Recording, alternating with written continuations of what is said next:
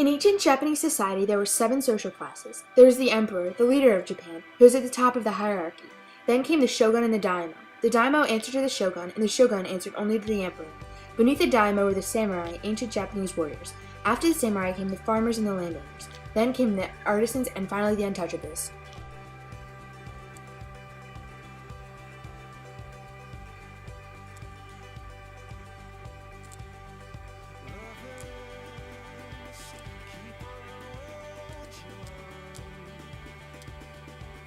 The emperor was technically the leader of Japan, but most often he was not the one who was in control. The shogun was. The royal families were limited on their funds and were limited to 140 families. The shogun was the person in Japan who had the most control.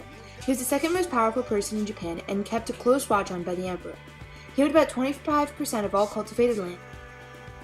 The daimyo were a very well-respected group in Japan. In order to become a daimyo, a feudal lord was required to produce 10,000 kuku of rice. 1 kuku is the amount of rice needed to feed an average adult male for 1 year. The daimyo were somewhat controlled by the shogun and were required to spend a portion of the year in Edo attending to the shogun. This was a way for the shogun to keep control of the daimyo. The samurai worked for the daimyo and were expected to serve them faithfully. They had a small restriction on funds as the daimyo needed a way to keep them under control. The samurai were allowed to kill anyone that they deemed inferior to them.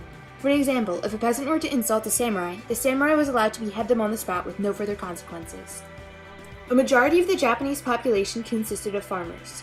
They were forbidden to have weapons and relied completely on harvest. The craftsmen and merchants did not grow their own food and were therefore below the farmers on the hierarchy. Swordsmiths were most respected of all the craftsmen. The artisans are below the farmers because they do not provide something as valuable as food for their country. The lowest group in the hierarchy were the untouchables. This group consisted of beggars and people who were deemed unclean by society. In 1871, this type of harsh treatment was abolished, but prejudice still remained. To this day, these people are subject to the same type of prejudices as African Americans are in the U.S. There were several types of untouchables: Ainu, Barakumin, and the descendants of slaves. The Ainu were an ethnic minority, and Buddhists and Shinto labeled the Barakumin unclean.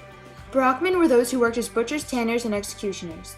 The Barakumin were not allowed to marry out of their class and were given undesirable places to live.